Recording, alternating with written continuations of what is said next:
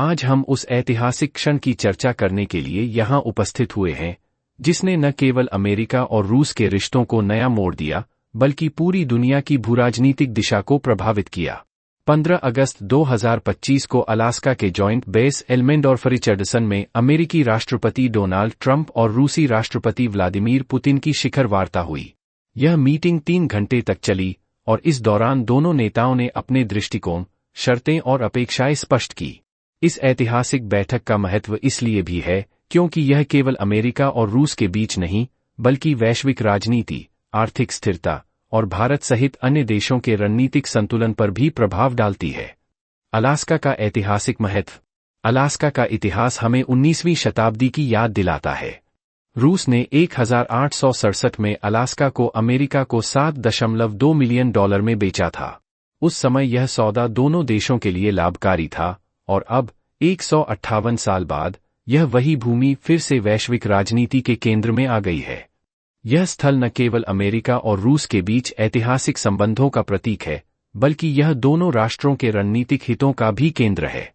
Alaska की भौगोलिक स्थिति, उसकी प्राकृतिक संसाधन संपन्नता और आर्कटिक क्षेत्र में उसके समुद्री मार्ग इसे वैश्विक रणनीति के लिए महत्वपूर्ण बनाते हैं।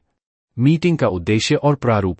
इस बैठक का मुख्य उद्देश्य रूस यूक्रेन युद्ध के समाधान की दिशा में कदम उठाना था। इसके तहत प्रमुख बिंदु थे: अमेरिका की प्राथमिकताएं, यूक्रेन को सुरक्षा गारंटी देना, रूस पर युद्ध विराम के लिए दबाव बनाना, अमेरिका रूस व्यापारिक संबंधों को सुधारना। रूस की प्राथमिकताएं: यूक्रेन से कुछ क्षेत्रों की वापसी की शर्त, रूस की संप्रभुता और सुरक्षा की रक्षा, पश्चिमी देशों के दबाव को नकारना और रणनीतिक हित बनाए रखना। ट्रंप और पुतिन के शुरुआती बयान। ट्रंप का बयान। हमने कई महत्वपूर्ण मुद्दों पर चर्चा की है। अमेरिका और रूस के बीच संबंधों को सुधारने का यह अवसर है। हम चाहते हैं कि युद्ध विराम हो, लेकिन यह तभी संभव है जब दोनों पक्ष ईमानदारी से प्रयास करें। पुतिन का बयान। हमने अपनी चिंताओं और अपेक्षाओं को स्पष्ट किया है। रूस अपनी संप्रभुता की रक्षा करेगा, लेकिन हम शांति की दिशा में कदम बढ़ाने के लिए तैयार हैं। इन प्रारंभिक बयानों ने स्पष्ट कर दिया कि दोनों नेता अपनी अपनी शर्तों पर दृढ़ हैं, लेकिन संवाद जारी रखने के लिए तैयार हैं। बैठक में शामिल अन्य नेता और अधिकारी।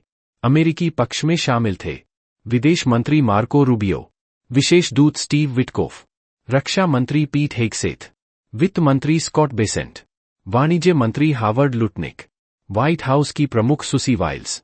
रूसी पक्ष में उपस्थित थे विदेश मंत्री सर्गेई लावरोव, राष्ट्रपति पुतिन के विदेश नीति सलाहकार यूरी उशाकोव, रक्षा और कूटनीति विशेषज्ञ। इन नेताओं और अधिकारियों की भागीदारी ने बैठक की गंभीरता और व्यापक रणनीतिक दृष्टिकोण को बढ़ाया। विशेष टिप्पणियां। मीटिंग के दौरान मीडिया ने लगातार अपडेट दिए।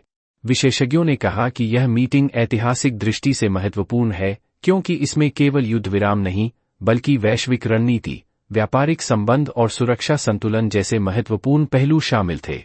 बैठक की शुरुआत में तनाव स्पष्ट था। दोनों पक्षों के बीच कूटनीतिक सवाल जवाब और रणनीतिक प्रस्तावों की अदला-बदली ने दर्शकों और विश्लेषकों को गहराई से सोचने पर मजबूर किया। वैश्विक प्रतिक्रियाएं और भारत पर असर। यूक्रेन की प्रतिक्रिया। यूक्रेनी राष्ट्रपति वोलोदिमीर ज़ेलेंस्की ने बैठक के बाद कहा, हम पूरी तरह से निराश हैं। रूस ने हमारी सुरक्षा और संप्रभुता की चिंताओं को नजरअंदाज किया। हम अपने लोगों और भूमि की रक्षा के लिए हर संभव कदम उठाएंगे। यूरोपीय संघ की प्रतिक्रिया। यूरोपीय नेताओं ने बैठक के परिणामों पर चिंता जताई। उन्होंने कहा कि युद्ध विराम की दिशा में कोई ठोस कदम नहीं उठाया गया है। यूरोपीय संघ ने ट्रंप और पुतिन दोनों से अपील की कि वे शांति प्रक्रिया को प्राथमिकता दें और क्षेत्रीय सुरक्षा सुनिश्चित करें। चीन की प्रतिक्रिया। चीन ने बैठक को एक सकारात्मक कदम बताया, लेकिन क्षेत्रीय संतुलन बनाए रखने की आवश्यकता पर जोर दिया। चीनी विदेश मंत्रालय के एक प्रवक्ता ने कहा, हम देख रहे हैं कि अमेरिका और रूस बातचीत कर रहे हैं। यह संकेत है कि बड़े देशों के बीच संवाद जारी है, लेकिन क्षेत्रीय सुरक्षा और वैश्विक व्यापार स्थिरता बनाए रखना भी आवश्यक है। भारत की प्रतिक्रिया। भारत ने बैठक के परिणामों पर सतर्क प्रतिक्रिया दी। विदेश मंत्रालय के प्रवक्ता ने कहा, अमेरिका और रूस के बीच असहमति का असर भारत के रक्षा और व्यापारिक संबंधों पर पड़ सकता है। भारत अपनी भूराजनीतिक रणनीति में संतुलन बनाए रखने की दिशा में कदम उठा रहा है। भारत पर विस्तृत असर। भारत रूस रक्षा समझौते जैसे S-400 मिसाइल प्रणाली और AK-203 राइफल इस बैठक से प्रभावित हो सकते हैं। ट्रंप प्रशासन द्वारा रूस के खिलाफ प्रतिबंधों के कारण भारत को अमेरिकी बाजार में व्यापारिक अस्थिरता का सामना करना पड़ सकता है। भारत को अमेरिका और रूस दोनों के साथ संतुलन बनाए रखना होगा। टैरिफ और व्यापारिक बाधाएं। मीटिंग के बाद अमेरिका द्वारा लगाए गए संभावित टैरिफ का प्रभाव भारत की टेक्सटाइल, फार्मास्यूटिकल और कृषि निर्यात पर पड़ सकता है। वैश्विक आर्थिक और रणनीतिक प्रभाव। रूस से ऊर्जा आपूर्ति में संभावित अस्थिरता वैश्विक तेल और गैस की कीमतों को प्रभावित कर सकती है। बैठक के परिणामों के आधार पर वैश्विक शेयर बाजार और निवेशक सतर्क हो गए। अमेरिका और रूस के बीच प्रतिस्पर्धा बढ़ने से वैश्विक रणनीतिक संतुलन प्रभावित हुआ। 15 अगस्त 2025 को अलास्का में हुई ट्रंप और पुतिन की शिखर वार्ता, जिसने अमेरिका और रूस के रिश्तों को एक नया मोड़ दिया, उसके परिणाम सिर्फ इन दो देशों तक सीमित नहीं हैं। इसका असर भारत जैसे बड़े और रणनीतिक रूप से महत्वपूर्ण देश पर भी पड़ा है। दोस्तों, जब बड़े देश अपनी नीतियों में बदलाव करते हैं, तो उसका असर हमारी अर्थव्यवस्था, व्यापार और उद्योगों पर भी पड़ता है। अमेरिका ने हाल ही में भारत पर संभावित टैरिफ वृद्धि की घोषणा की है।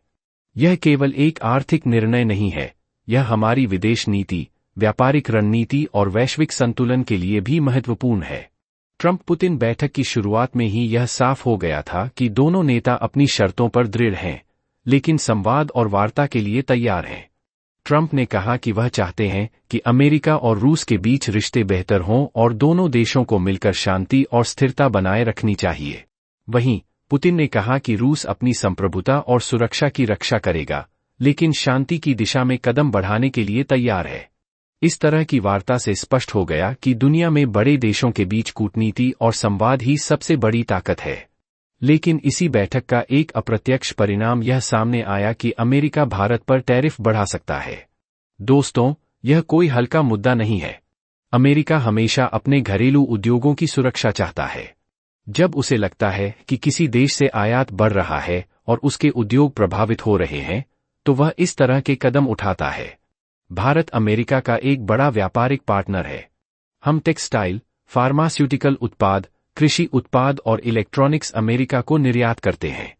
अगर अमेरिकी प्रशासन को लगे कि ये आयात उनके घरेलू उद्योगों को नुकसान पहुंचा रहे हैं, तो टैरिफ बढ़ने की संभावना बढ़ जाती है। साथ ही भारत रूस के साथ सक्रिय रक्षा और तकनीकी सहयोग में जुड़ा है।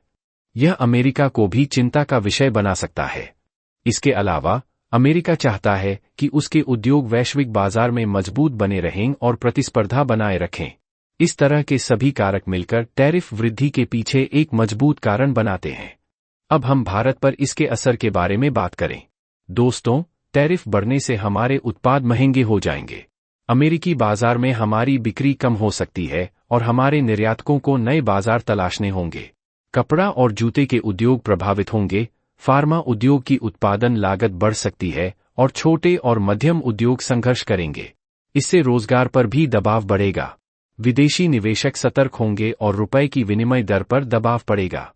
संपूर्ण अर्थव्यवस्था पर इसका असर होगा। जीडीपी वृद्धि धीमी हो सकती है, घरेलू बाजार में कीमतों पर दबाव बढ़ सकता है और बजट और व्यापार संतुलन प्रभावित हो सकता है। लेकिन दोस्तों, चिंता की कोई बात नहीं। भारत हमेशा चुनौतियों का सामना करता आया है और इसे अवसर में बदलने का तरीका भी जानता है। अगर अमेरिका में निर्यात कम हुआ, तो हमें अन्य देशों में नए बाजार तलाशने होंगे। अफ्रीका, यूरोप और दक्षिण अमेरिका में नए अवसर खोजे जा सकते हैं।